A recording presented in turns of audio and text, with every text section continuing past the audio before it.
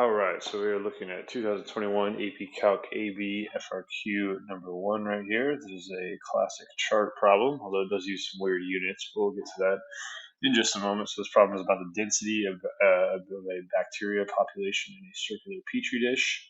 And they give us a function which is in milligrams per square centimeter, and the independent variable is R, which is in centimeters. So it says, for number 1 here, use the data in the table to estimate f prime of 2.25. They often like to give us problems like this to estimate the value of a derivative at a point by giving us two data points that are equidistant from where we're trying to estimate the derivative. If you remember, the derivative is just the slope of the tangent line. So if we have 2 points that are equidistant, in this case from 2.25, if we can find the slope between those 2 points, it will be a decent estimation of the derivative at that exact value.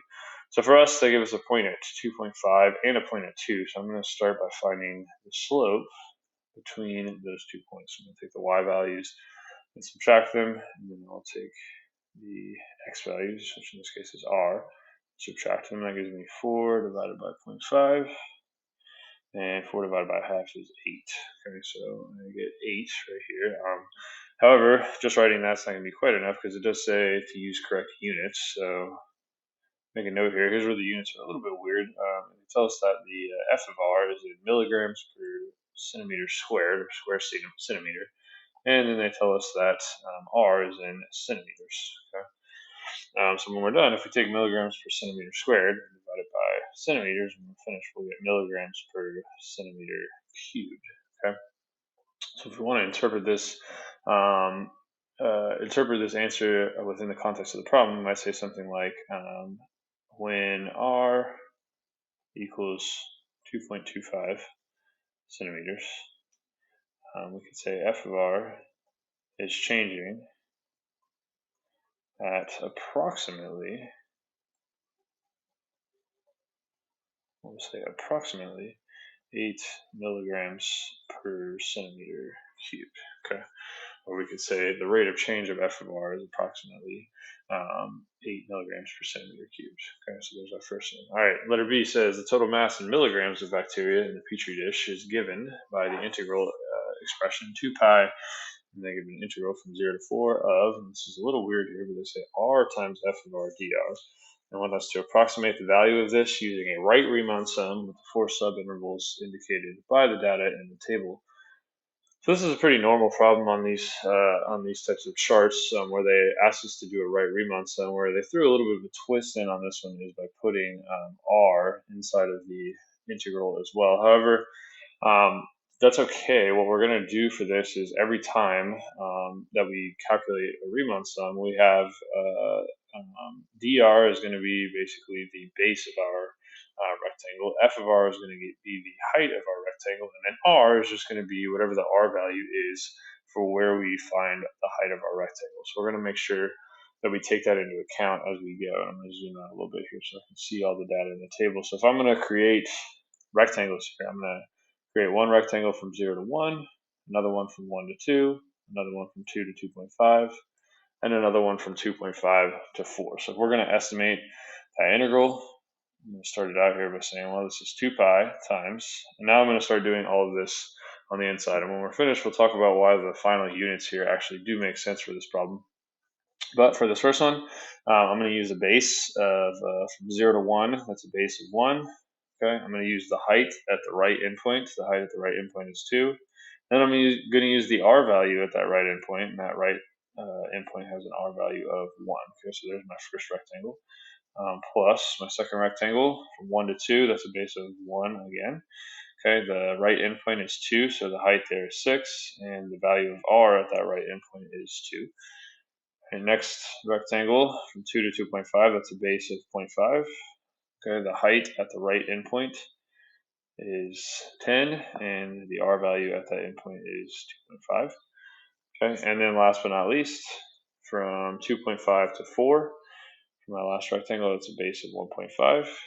Okay, the height at that right endpoint is 18, and the base at that right endpoint, or sorry, the r value at that right endpoint is 4. Okay, so when we're done, I'm going to put parentheses around this. I'm not going to bother evaluating this. I don't have to under the AP guidelines, so I'm just going to put brackets around all of this and put milligrams because it wants to know when we're done what's the total mass in milligrams of the bacteria in the petri dish.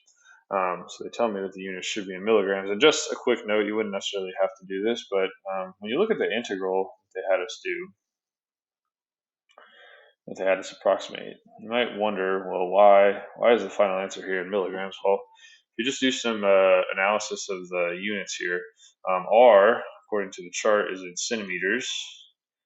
F of R is in milligrams per centimeter squared, and then dr is a really small change in R, and we know that R is in centimeters. So when you multiply all these things together, well, centimeters times centimeters up top is centimeters squared, and those will cancel out with the centimeters squared on the bottom, which leaves us, when we're done, with just milligrams. Okay, so that's why the final answer to this is in milligrams. But that's just a classic Riemann sum problem right here in letter B. All right, moving over to letter C. It says, is the approximation found in part B an overestimate or an underestimate of the total mass of the bacteria in petri dish? Well, we didn't read the entire problem earlier, but there's one very important thing as we do this. So I'm going to go over here and highlight it. It says that the density of the bacteria population in a circular dish at a distance r from the center of the dish is given by an increasing differentiable function f, and then they give us the units for it. But it's very important here that they tell us that it's increasing, because that will allow us to see whether this is an overestimate or an underestimate. Okay, so if you think about what we had inside of our integral earlier that we approximated with the Riemann sum, we had r times f of r. And here's the thing, if f of r is increasing, I'm going to make a note of this, if f of r is increasing, then that means that r times f of r must be increasing as well. Okay, you can play around with some numbers, you can think about why that's the case. Okay, but as long as f of r is increasing, then r times f of r is going to have to be increasing as well. So let's just draw an increasing function real quick. Okay, just some function that's just always increasing. Okay, and think about if I was to draw a bunch of rectangles underneath here, but every time I was to use the right endpoint of the rectangle that I draw to find the height of that rectangle. Okay, well, what you'll notice is that each time the rectangle extends out above the actual curve, right? And because that's the case, that tells us that our Riemann sum must be an overestimation. Okay, so we can say, since r times f of r is increasing, we could say our right Riemann sum must be an overestimate. Okay. And honestly, you could have gotten the Riemann sum wrong in the last problem, but still understood the idea of increasing and decreasing of a function with the right Riemann sum to answer that one correctly.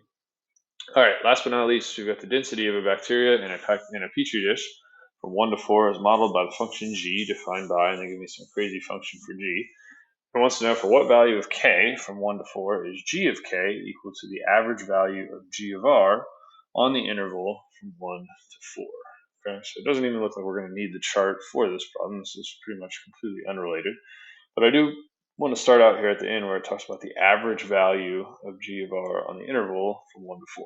Okay, well, if I would like to find the average value of something, what I do is I do 1 over the distance between the endpoints. So in this case, from 1 to 4, that distance is 3. And then I multiply that by the integral from the beginning endpoint to the ending endpoint of my function, which in this case is g of r dr. So the first thing that we want to do here is we want to actually calculate what is this average value.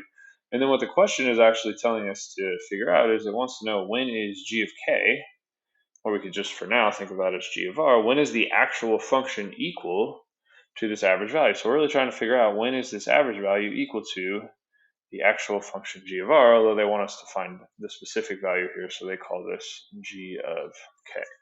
Right? So the calculator will do most of this for us. We just have to know how to ask it to do it. So I'm going to actually start out by calculating this integral right here. And you'll see on my calculator, I've already plugged this function in. Make sure your calculator is in radian mode.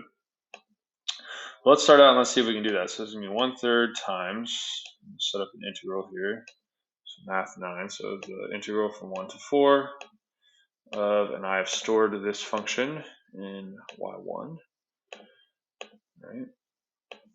So we get about 9.876. I'm going to take this value and I'm going to store it in A, so I have exact decimals here, but I'm going to write that down so an AP grader can see that, so 9.876.